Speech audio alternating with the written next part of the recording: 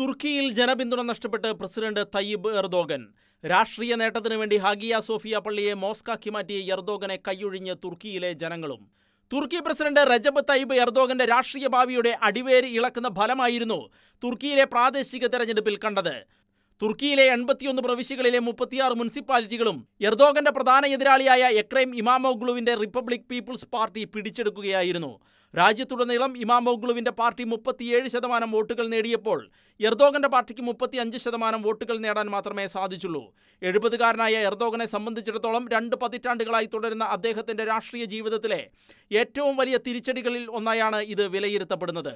യാഥാസ്ഥിതികമായ കാഴ്ചപ്പാടുകളിലേക്ക് തുർക്കിയെയും രാജ്യത്തിന്റെ ഭരണഘടനയെയും മാറ്റുവാനുള്ള എർദോഗന്റെ ശ്രമങ്ങൾക്കും ഇത് വലിയ തിരിച്ചടിയാണ് നൽകുന്നത്. ഇതിൽ ഏറ്റവും പ്രധാനപ്പെട്ടത് രാജ്യത്തെ 1/5 ആളുകൾ താമസിക്കുന്ന ഇസ്താംബൂളിലെ മേയർ സ്ഥാനം നഷ്ടമായതാണ്. 1,60,00,000 ആളുകളാണ് ഇസ്താംബൂളിൽ മാത്രമായി ഉള്ളത്. എർദോഗൻ ജനിച്ചതും വളർന്നതും രാഷ്ട്രീയ ജീവിതത്തിൽ ഉയരങ്ങളിലേക്ക് കുതിച്ചതും ഇവിടെ നിന്നും ആയിരുന്നു. 1994-ൽ ഇസ്താംബൂളിലെ മേയറായിട്ടായിരുന്നു എർദോഗൻ തന്റെ രാഷ്ട്രീയ ജീവിതം തുടങ്ങിയത്. പുതിയ 10 ലക്ഷം വോട്ടർമാർ ഉൾപ്പെടെ 6,10,00,000 വോട്ടർമാരായിരുന്നു വോട്ട് ചെയ്യാൻ യോഗ്യരായി ഉണ്ടായിരുന്നത്. കഴിഞ്ഞ പ്രാവശ്യത്തെ 87%-ത്തേക്കാൾ കുറഞ്ഞ് 76% പോളിംഗ് മാത്രമായിരുന്നു ഇപ്രാവശ്യം രേഖപ്പെടുത്തിയിരുന്നത്. കുതിച്ചുയരുന്ന പണപ്പെരുപ്പവും ഇസ്ലാമിക വോട്ടർമാർക്ക് എർദോഗന്റെ ഭരണത്തിലുണ്ടായ അതൃപ്തിയുമാണ് കനത്ത തോൽവിക്ക് കാരണമായതെന്നാണ് സൂചന.